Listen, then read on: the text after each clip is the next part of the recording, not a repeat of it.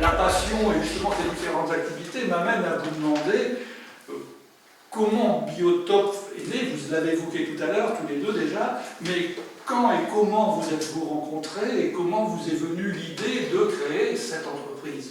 Oui, alors l'idée, en fait, il y a un personnage qui n'est pas là aujourd'hui, qui s'appelle Philippe Geniez, qui est donc, comme son nom l'indique, le frère de Michel, et qui est un ami de longue date. Et c'est avec lui qu'est née en fait l'idée de créer Biotope. En fait, nous étions un groupe d'amis ou de connaissances un petit peu dans une situation professionnelle, on va dire, qui ne nous convenait pas, et on a cherché à faire coïncider notre métier et notre passion, qui est celle de la nature. Donc, comme, à part dans la recherche académique, qui ne pouvait pas nous être ouverte, qui était complètement bouchée à l'époque, il n'y avait pas de possibilité ouverte dans des métiers existants pour faire coïncider notre passion et notre métier, ben, on a été contraint d'inventer le métier pour pouvoir le faire. Et c'est venu aussi du constat que les questions environnementales commençaient à monter dans la société française, c'est-à-dire qu'on sentait que la population ne voulait plus vivre dans les conditions précédentes, avec des rivières extrêmement polluées, des poissons morts qui surnageaient régulièrement. Vous vous souvenez certainement de ces reportages où on voyait poissons morts sur telle rivière, etc. Des ordures partout, des problèmes de décharge avec des problèmes d'odeur, des autoroutes qui passaient au milieu des habitations, avec le bruit, etc. Toute, on va dire, la dégradation de l'environnement que les gens percevaient très clairement avait conduit d'ailleurs à la naissance du mouvement écologiste politique. Et on sentait très bien que dans la société française, ce besoin de vivre dans un environnement sain, préservé et agréable était devenu quelque part un prérequis de vie. Et néanmoins, on avait donc en plus une réglementation environnementale qui date de 1976, je rappelle, c'est très vieux, ça va faire 40 ans, mais qui n'était quasiment pas appliquée. Alors pourquoi elle n'était pas appliquée? Simplement, nous nous sommes dit, peut-être parce qu'il manque des praticiens, il manque des gens pour le faire. C'est bien d'écrire et de promulguer une loi qui dit on doit faire des études d'impact sur l'environnement, comme Thomas l'a décrit tout à l'heure, avec telle partie, mais si personne ne sait le faire, on ne le fait pas. Bien sûr. Voilà. Et il y avait un certain nombre de caractéristiques qui étaient nécessaires pour que ce travail soit fait. C'est-à-dire qu'il fallait avoir des gens compétents, c'est-à-dire capables de faire en particulier cet état initial de l'environnement, ces inventaires de faune et de flore, avec des spécialistes, des différents groupes, des poissons, des libellules, etc. Voilà. C'était absolument nécessaire. Il fallait aussi des gens qui aient la capacité à intégrer et à comprendre et à travailler avec le juridique, les textes de loi, puis des gens qui aient un niveau de synthèse suffisant pour produire des préconisations, pour aider finalement les aménageurs à aménager le territoire d'une manière beaucoup plus compatible avec la biodiversité et le milieu naturel. Voilà. Et donc, ce caractère des gens compétents, des gens indépendants, parce que c'est aussi une question de travail, c'est très important. C'est-à-dire que vous pouvez penser que l'aménageur, c'est ce qu'il faisait au début, entre 76 et 90, ça ce qu'ils faisaient. Ils faisaient eux-mêmes leurs études d'impact. Alors effectivement, d'être jugé parti, c'est dangereux, c'est pas terrible. A contrario, vous aviez aussi des associations écologistes militantes qui faisaient aussi des études d'impact, alors qu'elles militaient contre les mêmes problèmes. C'est pas crédible non plus. Voilà. Donc la seule crédibilité, c'était d'avoir des gens qui sont positionnés expertise, qui sont indépendants à tout point de vue des différents groupes, que ce soit des groupes pro-environnementalistes ou des groupes liés à l'aménagement du territoire ou aux entreprises, et qui aient la compétence pour faire ces études d'impact. Voilà. Il m'a semblé qu'il y avait une voie à jouer du point de vue d'une entreprise là-dedans. Et il y a eu une entreprise humaine au départ, parce que vous trois, vous êtes quand même rencontrés pas totalement par hasard. Non, pas du tout par hasard. J'ai commencé par rencontrer Frédéric en premier, par l'intermédiaire de mon frère Philippe, dont on a parlé tout à l'heure, qui est un naturaliste très complet. Et on avait monté, donc c'était forcément à Biotope, on avait monté une exposition sur les orchidées qu'on pouvait trouver dans le parc national des Cévennes, qu'on avait monté au Gand. Et pied des sirènes. Donc on avait fait, sur la base des photos de Philippe et puis d'une autre personne qui s'appelle Pascal Escudier, qui est aussi un naturaliste passionné, et on avait rassemblé plusieurs photos, et on avait fait réaliser à Montpellier de superbes panneaux avec des photos contre-collées à l'ancienne, et on avait monté l'expo, on a travaillé toute la nuit. Le matin j'ai ouvert la salle, je me suis installé, et fatigué à travailler par terre à finir les collèges, je me suis enroulé, j'étais complètement folle, et puis je vois arriver un monsieur, un jeune homme, Pas encore vraiment. et puis vers moi, et puis il me dit, c'est un an, quoi. et il me dit, tous les panneaux, là, c'est vous qui les avez fait. Je ne pouvais pas parler, c'était à poil. Donc on a eu un premier contact drôle, on va dire. Et alors, Frédéric voulait voir Philippe, parce que c'était lui un peu l'âme de l'exposition. Donc ils ont fini par se rencontrer. Pendant un temps, Philippe il ne faisait pas la grasse matinée, il était parti sur le terrain. Voilà. Et c'est comme ça que le contact a été fait. Et avec Thomas, encore par l'intermédiaire de Philippe, qui me propose de partir en Grèce faire un voyage de nature. Je dis je peux pas, je travaille avant. Et il m'a dit bon, il m'a dit je pars avec 2 petits jeunes de la fac, bon voyage. Et à leur retour, la première chose qu'ils ont fait, c'est venir chez moi pour me raconter tout ce qu'ils avaient vu. Et c'est là que j'ai rencontré Thomas. Voilà. Non, mais c'est chouette comme rencontre. Et on vous en parlait avec encore une telle chaleur dans la voix, on voit que l'amitié a résisté au boulot. C'est super. D'ailleurs, il n'y a aucun débat là-dessus. Absolument bien.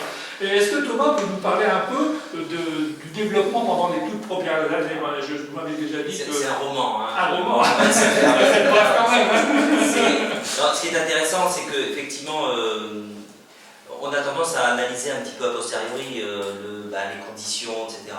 Nous, c'était très spontané quand même. C'est-à-dire, quand on a monté tout ça, au début, on ne savait d'abord pas que ça allait devenir une grosse boîte, déjà. Que ça allait être notre métier, on ne parlait peut-être même pas de métier, on disait c'est ça qu'on peut faire. On devait sentir qu'il y avait effectivement des bonnes conditions, c'est-à-dire l'environnement sortait d'un esprit, enfin de secteur confiné. C'est vrai qu'on en parlait à la télé, etc. Mais nous, ça faisait longtemps que voilà, c'est ce qu'on voulait faire. Donc après, il faut penser qu'à part d'avoir fait des études, on ne savait rien faire.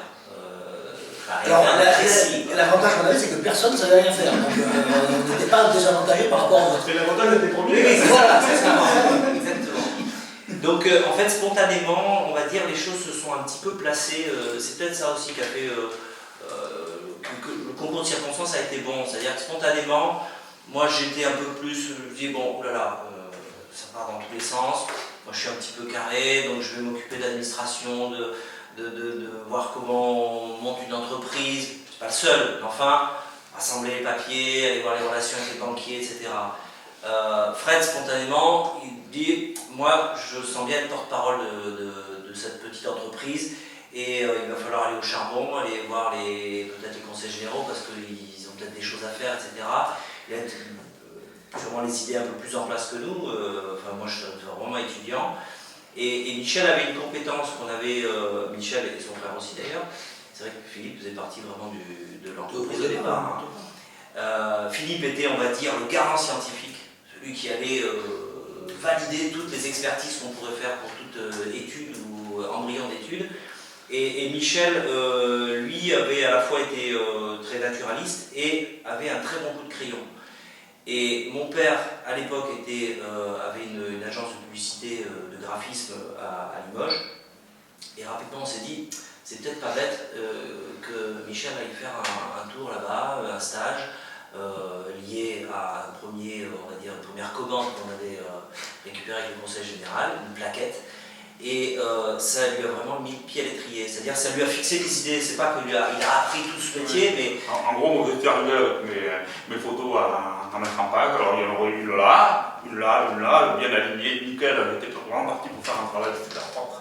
Et mon père m'a dit, les photos, prends-les, il a jeté sur la table, et il a dit, regarde, celle-là tu la trouves pas extraordinaire, on voyait un percnoptère d'Égypte, c'était un rapace, un renard, un petit retour, qui est très rare dans la monoprotion, qui est devenu très rare, qui a une tête extraordinaire. Il a dit, mets ça en avant, tu le mets gros comme ça, et il a un regard, donc, ce regard, c'est le regard que toi tu devras avoir sur que tu as sur la nature et que tu devras avoir sur ton métier, mets-le dans la plaquette. Donc on t'avait présenté ça au client en pensant qu'on allait se faire, parce que c'était pas C'était pas vraiment la commande. Comment ça a été une étincelle pour nous. Et je pense que ça a été très intéressant aussi pour l'état d'esprit général de l'entreprise de ne pas avoir peur d'aller au-delà des clichés. En fait, rapidement, on a intégré une pépinière d'entreprise à Clapier et qui, en fait, nous a sorti, parce que pendant 1 an ou 2, on travaillait à la maison, donc dans le fameux Verteil, qui est quand même un endroit presque mythique maintenant. Pour nous, essentiellement. Voilà. Un mythe assez confidentiel, on va dire. Dans le milieu naturaliste d'il y a 20 ans, c'était connu quand même. Oui. Mais bon, en gros, ça nous a fait passer à un stade un petit peu, voilà, première étape un peu plus professionnelle. Voilà, il va falloir se lever tous les matins, il va falloir s'habiller, se raser. On aura des bureaux. On aura des bureaux, on a aussi des charges, etc. Et donc, voilà, progressivement, ça nous a mis surtout en contact avec d'autres entreprises, des gens beaucoup plus sérieux, moins drôles d'ailleurs. Mais c'est-à-dire que rapidement, on n'a pas considéré que c'était quelque chose juste pour s'amuser. C'est-à-dire qu'on l'a rendu sérieux. Et après, on va dire au fur et à mesure des années, on a mis une architecture qu'on a fait évoluer à une agence à Paris très vite parce qu'on voyait bien qu'il y avait beaucoup moins de boulot dans le sud. On va dire les choses étaient moins mûres, on va dire, au niveau des études qu'à Paris. Etc. Et puis bon voilà, sur les 4-5 premières années, on ne peut pas dire qu'on ait développé même beaucoup de salaires, etc. Mais ça, on a constitué à la fois notre expérience et vous avez pris une dimension nationale. Et le réseau. Ça, on a pris dès le départ une dimension nationale. Et il y a encore un personnage dont on n'a pas parlé, on avait un autre associé qui était parisien et qui a tenu le bureau de Paris au départ, et qui nous a quittés au bout de 6 ou 7 ans. Sylvain Mahuzier quand même, c'est un de la famille des explorateurs Mahuzier. Oui, effectivement. Pas inintéressant. On a senti quelque chose. Voilà. Bon, alors en conclusion, si on peut clore ce petit chapitre très intéressant sur le passage, j'ai envie de dire qu'on est parti d'une passion commune, parce que vous êtes des passionnés, ça se voit, ça s'entend, et ça a débouché sur de l'amitié, sur un désir d'entreprendre dans un domaine où tout était inventé. Exactement. Bon. C'est exactement ça. C'est vraiment la particularité de notre entreprise, c'est qu'on n'a pas fait des études pour faire un métier et ensuite on s'est mis à faire le travail dans notre métier. Ça c'est le schéma classique. On est parti d'une passion, qui est donc la nature, de manière globale, avec différents compartiments, que ce soit la mer, que ce soit les insectes, que ce soit les orchidées ou même les escargots pour Michel au départ.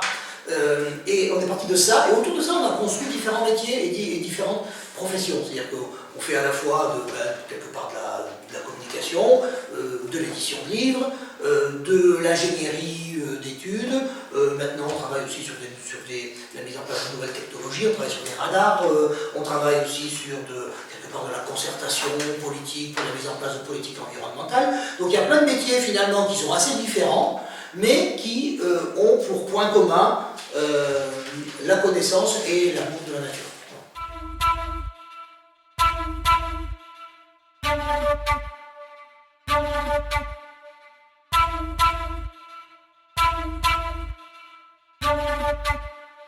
Thank you.